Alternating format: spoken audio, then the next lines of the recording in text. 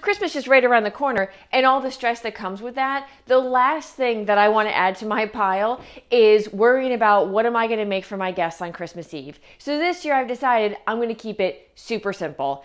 I'm going to make some hummus, but not one kind of hummus. I'm going to make 3 kinds of hummus. And I'm going to show you that it's easier to make than pulling the film back on those tubs that you buy in the grocery store. We're going to use some really interesting ingredients today, like ricotta with beets. We're going to use some avocado. But first we're going to start with a basic recipe of roasted garlic. So let's get started. I'm going to turn a cast iron skillet onto medium high, and I'm going to take unpeeled garlic and I'm just going to throw it into the pot. I like a lot of garlic, so let's go crazy. While this is roasting, I'm going to multitask and show you how we're going to make the avocado hummus while we're roasting the garlic, because that doesn't need roasted garlic, that's just minced.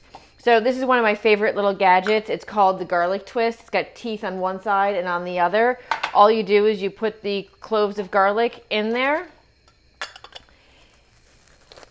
push it together, and then you just start twisting it, and it's mincing it in all of those teeth. So still looking for some stocking stuffers, I highly recommend this tool because it's going to go a long way. So now that we've got our garlic minced, we're going to take 1 can of the garbanzo beans or chickpeas.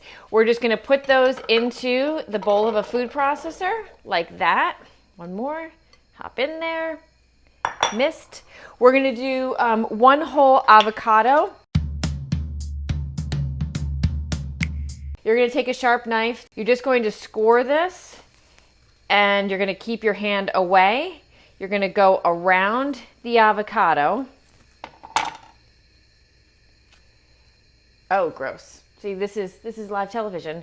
We're going to gently put that one away and hope that one of the other avocados that I have are in better shape.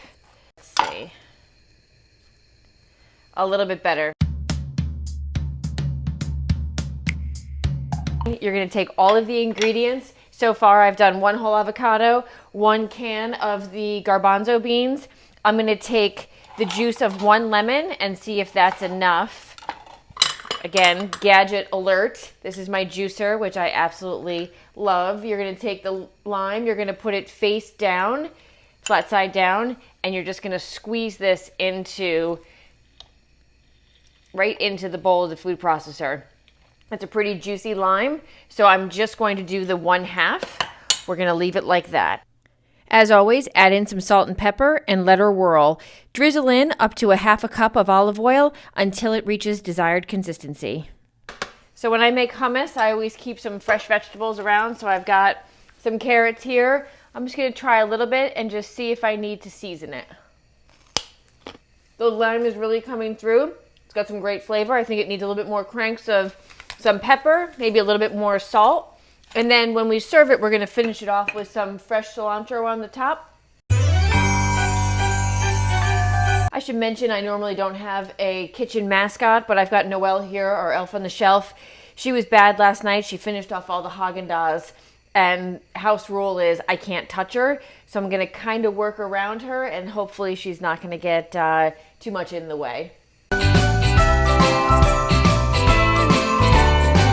And so the roasted garlic is all done. It is overwhelming, the smell in the kitchen. So delicious. So you know the drill. Honestly, if you made the avocado hummus, you can make all the other ones. It's really just what kind of flavor combinations do you like. Of course, we're going to start with 1 can of chickpeas, freshly squeezed, 1/2 of a lemon, more arm work, 3 cloves of that delicious roasted garlic, 1/2 teaspoon of cumin, salt and pepper, and let her whirl, drizzling in some olive oil, and if you want it to be a little bit thinner, add in 1 to 2 tablespoons of water. So this is now super creamy. Takes about a minute or so. Again, gotta grab your handy carrots here, give it a taste.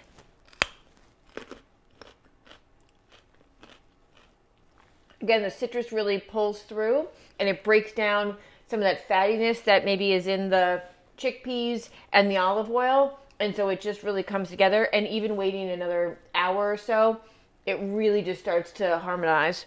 I might add a little bit more salt and pepper, a little bit more cumin to have those flavors come through, but really that's it. So we're gonna wash this one more time, and we're gonna finish up with our ricotta and beet hummus. So I'll be right back.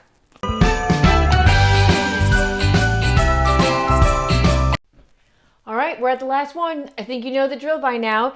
This one, it's a ricotta beet hummus. And I know it sounds a little unconventional, and it is, but it is so delicious. And beets are so good for you, not only for your heart, anti-aging. See, look at my skin.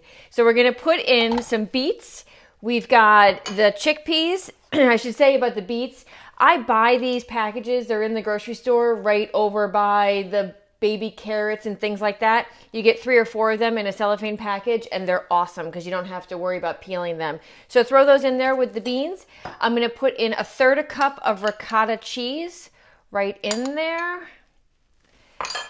I'm going to put in 1/2 lemon. I'm going to juice that again. And to that, you're going to add 1/2 teaspoon of coriander, of course, some of that delicious roasted garlic, salt and pepper. Turn on the food processor and let her whirl, drizzling in some olive oil up to 1/2 cup until it gets to that nice creamy consistency. All right, well, let's give this a try. Looks like it's done, nice and creamy. Oh my goodness, the beets have this sweetness about them, and then the creaminess of the ricotta. It's totally different from the other ones that we've made. And it really is a nice compliment, something completely different. And I think your guests are really going to appreciate that you've brought something healthy to the table, you know, with all the pies and the cakes and cookies that are to be eaten, I'm sure. It's just nice to have just other options that aren't going to be so heavy. So here's your hummus trifecta. Top each bowl off with some fresh herbs and spices and serve with some fresh vegetables and toasted pita. Happy holidays! See, cooking healthy doesn't need to be hard. You just need to know a few basic skills. And if you want to keep killing it in the kitchen, join the Flawesome Foodies family by clicking here to subscribe.